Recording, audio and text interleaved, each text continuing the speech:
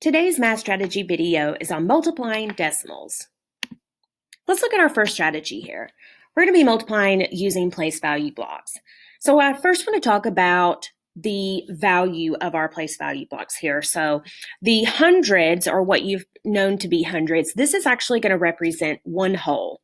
And then these tens are going to actually represent tenths in this problem. And then our single cubes, which previously represented one, are going to represent hundreds. So we have wholes, our tenths, and then our hundredths. It's important for this problem to know the value of those. So our problem is 1 3/10 times 2 and 4/10. And so we're going to actually place our factors at the top and on the side. So here, I'm going to label these. We have 2, and this is 4/10. And then here on the side, we have 1 and 3/10. So in order to solve our problem, we are going to put our product here in the middle. So we're going to multiply what we see on the top with what is on the side. Another tip for using place value blocks is that this product will be a rectangle. So if you come up with some kind of weird shape, that is not correct. So we're going to start by looking here. So let me go ahead and this represents one whole, and then one whole here.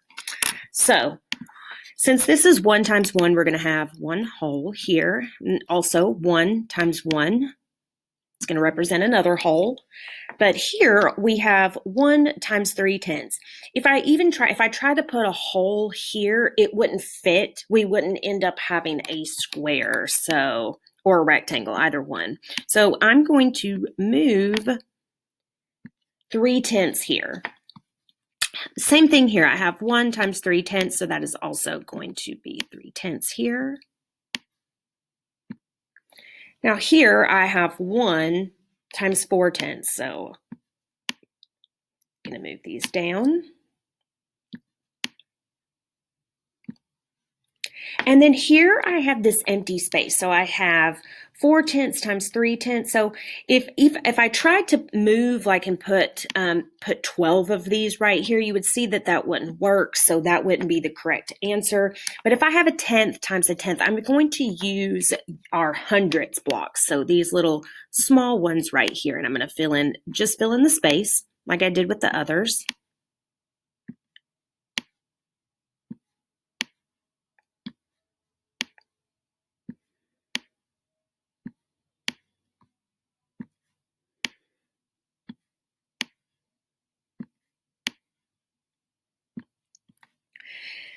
Now I have a square. This looks perfect. I've got everything filled in. So what I'm going to do is I'm going to count up all of my products that I have right here. So this would be 1. This is another whole. I'm going to count up these tenths because if I have 10 tenths, it's going to give me one whole. So I have 1, 2, 3, 4, 5, 6, 7, 8, 9, 10. So that's perfect. So I'm going to mark these out now that I've counted them. So that gives me 1, 2. I have 3 counting these tenths. I have 3 wholes.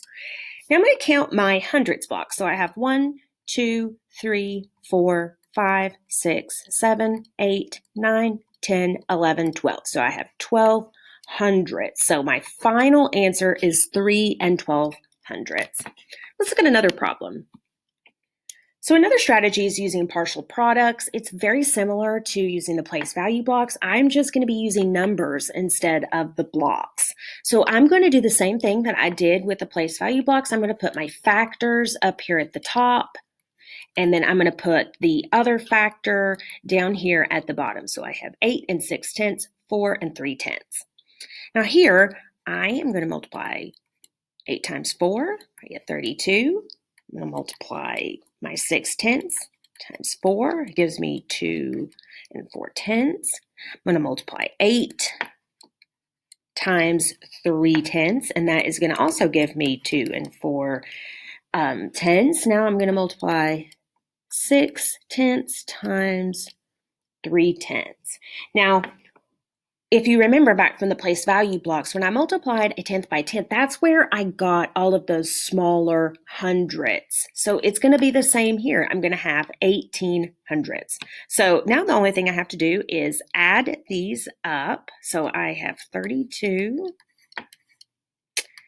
2 4/10, another 2 4/10, and then 18 hundredths. So actually don't really need that 0, but I have 8, 9, 6, 3. My final product is 36 98 hundredths. That is the end of today's strategy video.